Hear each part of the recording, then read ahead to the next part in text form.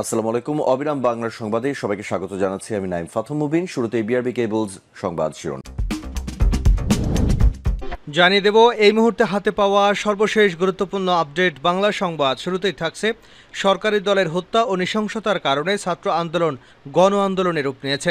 বৈষম্য বিরোধী ছাত্র আন্দোলনের বিক্ষোভ কর্মসূচিতে পুলিশ ও ছাত্রলীগের হামলায় 7 জনের নিহতের প্রতিবাদে কালো পতাকা মিছিল হাতে বিক্ষোভ করেছে আমার বাংলাদেশ পার্টি। বিক্ষোভ থেকে এবি পার্টির নেতারা বলেন, সরকারি দলের হত্যা এবং নৃশংসতার কারণে ছাত্র আন্দোলন গণ আন্দোলনে রূপ নিয়েছে। দেশপ্রেমিক জনগণকে আন্দোলনে সামিল হওয়ার জন্য উদাত্ত আহ্বান জানান তারা। এবারে জানাবো ঢাকা বিশ্ববিদ্যালয়ের শিক্ষার্থী গুলিবিদ্ধ, আহত 5 সাংবাদিক। ঢাকা বিশ্ববিদ্যালয় কোটা বিরোধী আন্দোলনকারীদের লক্ষ্য করে টিয়ারশেল, রাবার বুলেট এবং সাউন্ড গ্রেনেড ছুড়েছে পুলিশ। এতে অন্তত 2 শিক্ষার্থী গুলিবিদ্ধ এবং অন্তত 5 সাংবাদিক আহত হয়েছে। জানাবো গায়েবানা জানাজা থেকে ইমাম ও বিএনপি নেতাকে তুলে নিয়ে গেল পুলিশ। কোটা সংস্কারের দাবিতে আন্দোলনে নিহত শিক্ষার্থীর গায়েবানা জানাজার নামাজে মুন্সিগঞ্জ শহর থেকে ইমাম এবং এক বিএনপি নেতাকে তুলে নিয়ে গেছে।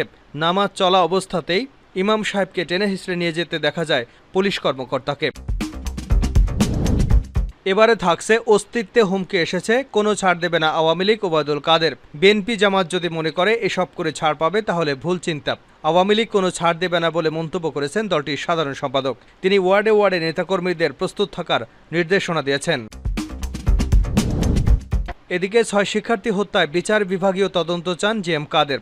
গতকাল কোটা সংস্কার আন্দোলনে অংশ নেওয়া 6 শিক্ষার্থীর মৃত্যুতে গভীর ক্ষোভ, দুঃখ এবং শোক প্রকাশ করেছেন সংসদের প্রধান বিরোধী দলীয় নেতা ও জাতীয় পার্টির চেয়ারম্যান জিএম কাদের। একই সঙ্গে প্রতিটি হত্যাকাণ্ডের ঘটনায় বিচার বিভাগীয় তদন্ত কমিটি গঠনেরও দাবি জানিয়েছেন তিনি। এবং সর্বশেষ জানাবো ইসরায়েলকে নতুন হুঁশিয়ারি হিজবুল্লাহর। লেবাননের সশস্ত্র গোষ্ঠী হিজবুল্লাহর মহাসচিব সৈয়দ হাসান নাসরুল্লাহ নতুন করে হুঁশিয়ারি দিয়ে বলেছেন, ইসরায়েল হচ্ছে ক্যান্সারযুক্ত টিউমার। ফিলিস্তিনের তরুণ প্রজন্ম তাকে অপসারণ করবে। মঙ্গলবার আশুরা উপলক্ষে লেবাননের রাজধানী বৈরুতে দেওয়া এক টেলিভিশন ভাষণে হিজবুল্লাহর মহাসচিব এমন হুঁশিয়ারি উচ্চারণ করেছেন। এতক্ষণ শিরোনাম শুনছিলেন, এবার বিস্তারিত।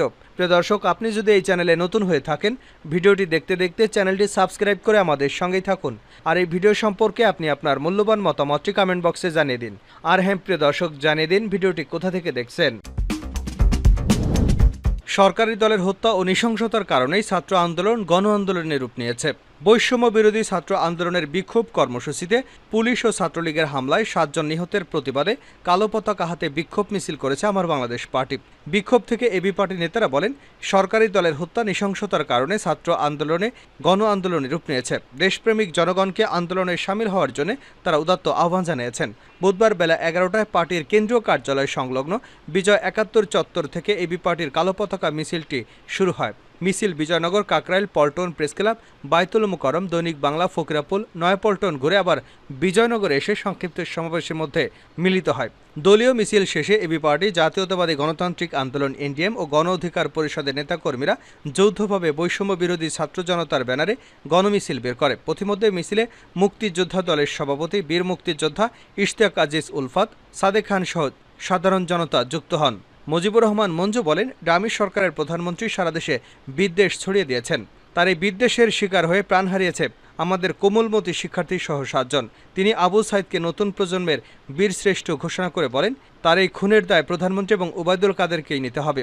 আওয়ামী লীগ ক্ষমতায় টিকে থাকতে আজ ছাত্রলীগকে হেলমেট বাহিনীতে পরিণত করেছে, যার ফলে গোটা দেশে সাধারণ মানুষের কাছে ছাত্রলীগ এখন ঘৃণার পাত্রে পরিণত হয়েছে। তিনি ছাত্রলীগকে উদ্দেশ্য করে বলেন, আমরা ছাত্র রাজনীতি করেই এখানে এসেছি। আজ তোমাদের প্রতি মানুষের এই ঘৃণা দেখে আমাদেরও লজ্জা হচ্ছে। ঢাকা বিশ্ববিদ্যালয়ে 2 শিক্ষার্থী গুলিবিদ্ধ, আহত 5 সাংবাদিক। ঢাকা বিশ্ববিদ্যালয় কোটা বিরোধী আন্দোলনকারীদের লক্ষ্য করে টিয়ারশেল, রাবার বুলেট এবং সাউন্ড গ্রেনেড ছুড়েছে পুলিশ। এতে অন্তত 2 শিক্ষার্থী গুলিবিদ্ধ এবং অন্তত 5 জন সাংবাদিক আহত হয়েছেন। বুধবার বিকেলে বিশ্ববিদ্যালয় ভিচি চত্বর এলাকায় এ ঘটনা ঘটে। ঢাকা মেডিকেল কলেজ হাসপাতাল সূত্র জানিয়েছে, পুলিশের ছোড়া টিয়ারশেল, রাবার বুলেট এবং সাউন্ড গ্রেনেডে আহত হয়ে হাসপাতালের জরুরি বিভাগে চিকিৎসা নিতে এসেছেন অন্তত 5 জন সাংবাদিক। একই সঙ্গে গুলিবিদ্ধ হয়ে এসেছেন ঢাকা বিশ্ববিদ্যালয়ের 2 শিক্ষার্থী। আহত 2 শিক্ষার্থী হলেন আফসানা জুই এবং আব্দুল মান্নান মাসুদ। তারা জানান, গায়েবানা জানাজা শেষে তারা শান্তিপূর্ণভাবে কফিন মিছিল নিয়ে যাচ্ছিলেন। তখন তাদের লক্ষ্য করে 2 দিক থেকে পুলিশের টিয়ারশেল, রাবার বুলেট ও সাউন্ড গ্রেনেড ছোড়া হয়। আহত সাংবাদিকদের মধ্যে আছেন জনি রায়হান, আকরাম হোসেন, ইমরান হোসেন এবং হুমায়ুন আহমেদ। এর আগে কোটা সংস্কারের দাবিতে আন্দোলনকারীরা কেন্দ্রীয় শহীদ মিনারে প্রথম দফা এবং দ্বিতীয় দফা ভিসি চত্বরের সামনে গায়েবানা জানাজার নামাজ পড়েন। এরপর তারা কফিন মিছিল নিয়ে ভিসি চত্বর থেকে টিএসসির দিকে রওনা দিলে পুলিশ তাদের লক্ষ্য করে টিয়ারশেল এবং সাউন্ড গ্রেনেড ছোড়ে। গায়েবানা জানাজা থেকে ইমাম এবং বিএনপি নেতাকে তুলে নিয়ে গেল পুলিশ। কোটার সংস্কারের দাবিতে আন্দোলনে নিহত শিক্ষার্থীর গায়েবানা জানাজার সময় মুন্সিগঞ্জের শহর থেকে ইমাম এবং এক বিএনপি নেতাকে ধরে নিয়ে গেছে পুলিশ। বুধবার বেলা 11টার দিকে শহরের থানারপুর এলাকায় জেলা বিএনপির গায়েবানা জানাজার নামাজ আয়োজন করলে সেখান থেকে তাদের ধরে নিয়ে যায়। আটক দুজন হলেন ইমাম আব্দুর রহমান হিরণ এবং শহর বিএনপির সদস্য সচিব অ্যাডভোকেট মাহবুবুল আলম স্বপন। জানা গেছে, জানাজার নামাজে দলটি নেতাকর্মীরা দাঁড়ান। জানাজা চলাকালীন পুলিশ জানাজার ইমাম মোহাম্মদ আব্দুর রহমান হিরণ ও শহর বিএনপির সদস্য সচিব অ্যাডভোকেট মাহবুবুল আলম স্বপনকে ধরে নিয়ে যায়। এতে জানাজা পণ্ড হয়ে যায়। জেলা বিএনপির সিনিয়র যুগ্ম আহ্বায়ক মোহাম্মদ মহিউদ্দিন বলেন, পুলিশ আমাদের নামাজ পর্যন্ত পড়তে দেয়নি, উল্টো আমাদের 2 জন নেতাকে ধরে নিয়ে গেছে। আটক 2 নেতার মুক্তির দাবি করছি। সদর থানার ওসি আমিনুল ইসলাম বিষয়টি নিশ্চিত করে বলেন, সড়ক বন্ধ করে জানাজায় দাঁড়িয়েছিল তারা, এতে অরাজকতা সৃষ্টি হচ্ছিল, তাই 2 জনকে আটক করা হয়েছে। একই সঙ্গে নেতাকর্মীদের সরিয়ে দেওয়া হয়েছে। অস্তিত্বে হুমকি এসেছে, কোনো ছাড় দেবে না আওয়ামী লীগ, ওবায়দুল কাদের। বিএনপি জামাত যদি মনে করে এসব করে ছাড় পাবে তাহলে ভুল চিন্তা। আওয়ামী লীগ কোনো ছাড় দেবে না বলে মন্তব্য করেছেন দলটির সাধারণ সম্পাদক ওবায়দুল কাদের। তিনি ওয়ার্ডে ওয়ার্ডে নেতাকর্মীদের প্রস্তুত থাকারও আহ্বান জানিয়েছেন। বুধবার সকালে তেজগাঁও ঢাকা জেলা আওয়ামী লীগের কার্যালয়ে এক সংবাদ সম্মেলনে এসব কথা বলেন তিনি। ওবায়দুল কাদের বলেন, দেশে চলমান শিক্ষার্থীদের কোটা সংস্কার আন্দোলন নিয়ে দলের নেতাকর্মীদের নিজ নিজ জায়গা থেকে সতর্ক থাকার আহ্বান জানিয়েছেন আওয়ামী লীগ সভাপতি ও প্রধানমন্ত্রী শেখ হাসিনা। দলীয় নেতাকর্মীদের প্রতি সভাপতির নির্দেশনা উল্লেখ করে কাদের বলেন, সারা দেশে সতর্ক হয়ে শক্ত অবস্থা নিয়ে অশুভ অপশক্তি প্রতিহত করতে হবে। কোনো অপশক্তির সঙ্গে আপোষ করা যাবে না। মুক্তিযুদ্ধের চেতনা বিরোধী কোনো ছাড় দেওয়া হবে না। তিনি বলেন, সাধারণ শিক্ষার্থীরা দেশীয় অস্ত্র নিয়ে কেন রাস্তাঘাট দখল করবে, সহিংসতা করবে? এই আন্দোলনের নেতৃত্বে অশুভ শক্তির হাত চলে গেছে। এই অবস্থা আমাদের বঙ্গবন্ধু সৈনিক মুক্তিযুদ্ধের চেতনায় বিশ্বাসীরা চুপ করে বসে থাকতে পারে না। আমাদের অস্তিত্বের উপর হুমকি এসেছে। তিনি দলীয় নেতাকর্মীদেরকে উদ্দেশ্য করে বলেন, আপনারা ওয়ার্ডে ওয়ার্ডে প্রস্তুত হয়ে যান, যার যার এলাকায় যান। আজকে তাদের ভয়াবহ তাণ্ডব করার এজেন্ডা আছে। শুধু পুলিশের শক্তি না, আমাদের যে শক্তি আছে সেটি দিয়ে প্রতিহত করতে হবে। আমাদের শক্তিকে কাজে লাগাতে হবে। যার যার দায়িত্ব পালন করতে হবে নিষ্ঠার সাথে।